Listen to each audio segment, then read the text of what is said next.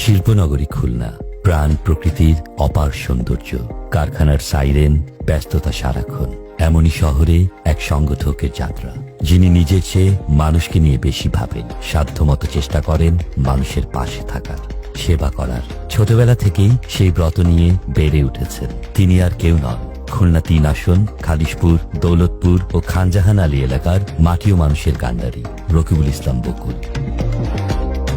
ক্যাম্পাসের করিডোর থেকে কেন্দ্রীয় রাজনীতি, সব জায়গায় তিনি সফল। বীর মুক্তিযোদ্ধা সিরাজুল ইসলামের সন্তান রকিবুল ইসলাম বকুল শহীদ প্রেসিডেন্ট জিয়াউর রহমানের আদর্শে অনুপ্রাণিত হয়ে রাজনীতিতে আসা। ১৯৮৫ সালে ঢাকা বিশ্ববিদ্যালয়ের ফজলুল হক হল থেকে ছাত্র রাজনীতিতে হাতেখড়ি। বাংলাদেশ জাতীয়তাবাদী ছাত্র দলের হল কমিটির সহসভাপতি, বিশ্ববিদ্যালয় শাখার প্রচার সম্পাদক, হল শাখার নির্বাচিত জিএস, পরে দুবার কেন্দ্রীয় সহসভাপতি। সাফল্যের এই ধারাবাহিকতায় ২০২৩ সাল থেকে বিএনপির জাতীয় নির্বাহী কমিটির ছাত্র বিষয়ক সম্পাদক হিসেবে দায়িত্ব পালন করছেন। তার সাফল্যের এই ধারায় বারবার অনুপ্রেরণা আর সাহস জুগিয়েছেন দেশনেত্রী বেগম খালেদা জিয়া ও দেশনায়ক তারেক রহমান। তাই তো প্রতিটি ক্ষেত্রেই পেয়েছেন সফলতা। মানব সেবাই রকিবুল ইসলাম বকুলের ব্রত। অনাহারী কিংবা মহামারী, কখনোই মানুষের বিপদে মুখ ফিরিয়ে নেননি তিনি। ভয়াবহ করোনা মহামারীর সময় চারদিকে যখন মৃত্যু আতঙ্ক, তখন তিনি খুলনার মানুষের জন্য করোনা সাপোর্ট সেন্টার করেছেন।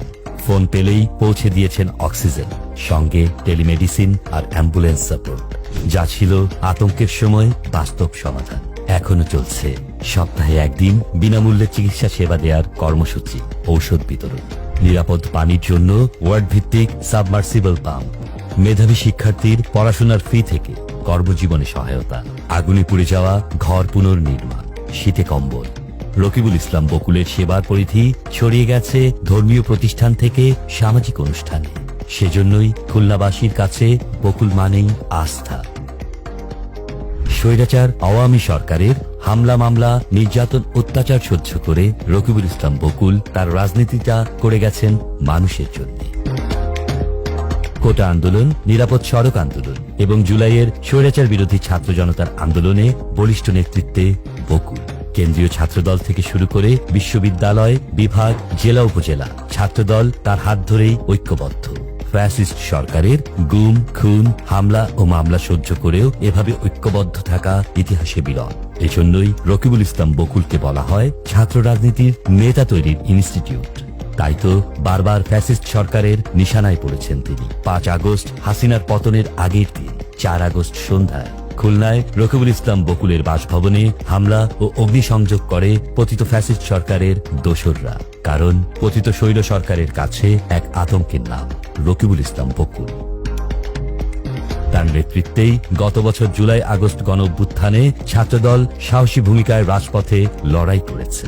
অসংখ্য ছাত্রদল নেতাকর্মীর জীবনের বিনিময়ে স্বৈরাচার মুক্ত হয়েছে বাংলাদেশ।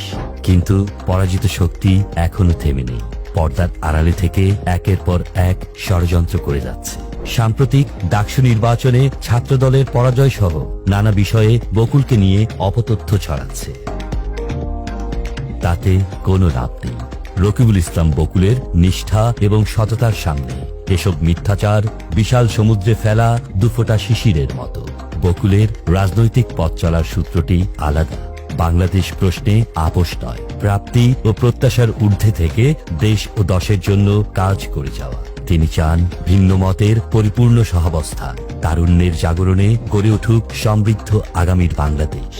সেজন্যই নেতা, কর্মী, সমর্থক ও খুলনা ৩ আসনের মানুষের কাছে রকিবুল ইসলাম বকুল একজন অপরাজয়ী নেতা।